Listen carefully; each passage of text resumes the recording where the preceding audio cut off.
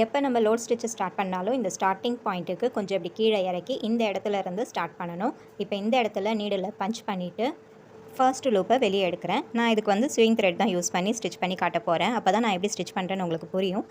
இப்போ இதில் ஒரே ஒரு பீடை மட்டும் இன்சர்ட் பண்ணிவிட்டு மேலே இந்த இடத்துல லைன் ட்ரா பண்ணியிருக்கேன் பாருங்கள். இதில் இப்படி கிராஸாக பஞ்ச் பண்ணணும். பஞ்ச் பண்ணி பக்கத்துலேயே ஒரு லாக் ஸ்டிச் போடணும். அந்த லாக் ஸ்டிச்சும் அந்த லைன் மேலே தான் போடுறேன் பாருங்கள். இப்போது அதிலேருந்து எடுத்த செயினில் மறுபடி ஒரு 3 பீடு நான் லோட் பண்ணுறேன். இந்த பீட்ஸை லோட் பண்ணிவிட்டு இப்படி கிராஸாக இந்த லைனில் கொண்டு வந்து ஸ்டிச் பண்ணுறேன். மறுபடி கீழ்ப்பக்கமாக ஒரு லாக் ஸ்டிச் போட்டுட்டு திரும்ப மேல் பக்கமாக அந்த லைனில் கொண்டு போய் ஒரு ஸ்டிச் போடுறேன். இப்படி மேலே ஸ்டிச் பண்ணும்போது அந்த ஸ்டிச் கரெக்டாக அந்த கார்னருக்கு போது பாருங்கள். இந்த மாதிரி வரும்போது உங்களுக்கு இப்படி லாக் ஸ்டிச் போடணுமா இல்லை இப்படி லாக் ஸ்டிச் போடணுமான்னு ஒரு குழப்பம் வரும். அப்படி போடக்கூடாது. இப்படி கிராஸாக தான் லாக் ஸ்டிச் போடணும். அப்போ தான் நம்ம ஸ்டிச் பண்ணுற பீட்ஸ் வந்து இந்த கிராஸுக்கு கரெக்டாக அப்படியே நிற்கும். இப்போ நான் இங்கே 4 பீட்ஸ் வச்சுட்டு இது அந்த லைன் வரைக்கும் வருதான்னு பார்க்கலாம். இல்லை இந்த லைன் வரைக்கும் அது வரல. இன்னும் ஒரு பீட் வச்சா கரெக்டாக இந்த லைன் வரைக்கும் அது வரும். ஸோ இன்னொரு பீட் இது கூட நான் ஆட் பண்ணிக்கிறேன். இப்போ இந்த லைன் வரைக்கும் அது கரெக்டாக வருது. இப்போ இந்த லைன் மேலே ஒரு ஸ்டிச் போட்டுக்கிறோம். நம்ம ஸ்டிச் போட்டுட்டு மறுபடி இந்த லைன் மேலேயே கீழ்ப்பக்கமாக ஒரு லாக் ஸ்டிச். நம்ம போடுற இந்த ஸ்டிச்சும் லாக் ஸ்டிச்சும் நான் வரைஞ்சிருக்க இந்த அவுட்லைன் மேலேயே தான் ஸ்டிச் பண்ணணும். அப்போ தான் இந்த ஃபினிஷிங் வந்து அழகாக இருக்கும் பார்க்க. இந்த லாக் ஸ்டிச் போட்டு இப்படி மறுபடியும் மேலே போகும்போது இந்த பீட்ஸ் இருக்க லைனுக்கு கொஞ்சம் நகர்த்தி ஸ்டிச் போடணும். அந்த ஸ்டிச்சும் அந்த லைன் மேலே தான் போடணும். போட்டுட்டு இப்போ பீட்ஸுக்கு பக்கத்துலேயே லாக் ஸ்டிச் போடணும்.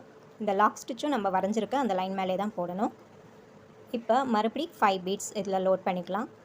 இந்த கிராஸான ஷேப்பில் நம்ம எத்தனை பீட்ஸ் லோட் பண்ணோமோ அதே தான் நம்ம இதுக்கப்புறம் இந்த லைன் ஃபுல்லாக லோட் பண்ண போகிறோம். இந்த லைன் ஃபுல்லாக நம்ம 5 பீட்ஸ் வச்சு லோட் பண்ண போகிறோம். பீட்ஸை வச்சு ஸ்டிச் பண்ணும்போது நல்லா பீட்ஸை பேக் சைடில் தள்ளி விடணும். இல்லாட்டினா இப்படி நகர்ந்து வந்துடும். இந்த இடத்துல நம்மளுக்கு கேப்பாக தெரியும். இப்போ பாருங்கள், இந்த லைன் மேலே ஒரு ஸ்டிச் போடுறேன்.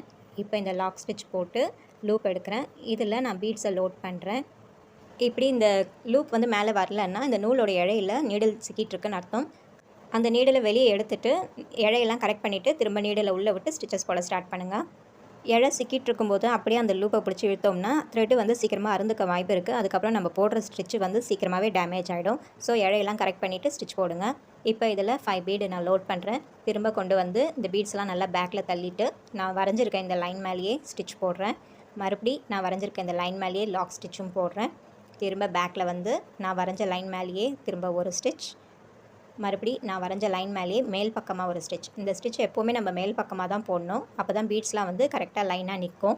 இந்த லாக் ஸ்டிச்சை கீழ்ப்பக்கமாக போட்டோம்னா இந்த பீட்ஸ் லைனுக்கும் இந்த பீட்ஸ் லைனுக்கும் ஒரு கேப் விழும். அதனால் எப்போதும் ஞாபகம் வச்சுக்கோங்க, நீங்கள் லூப்பை வந்து மேல் பக்கமாக எடுத்துகிட்டு போகிறீங்கன்னா லாக்கையும் மேல் பக்கமாக தான் போடணும்.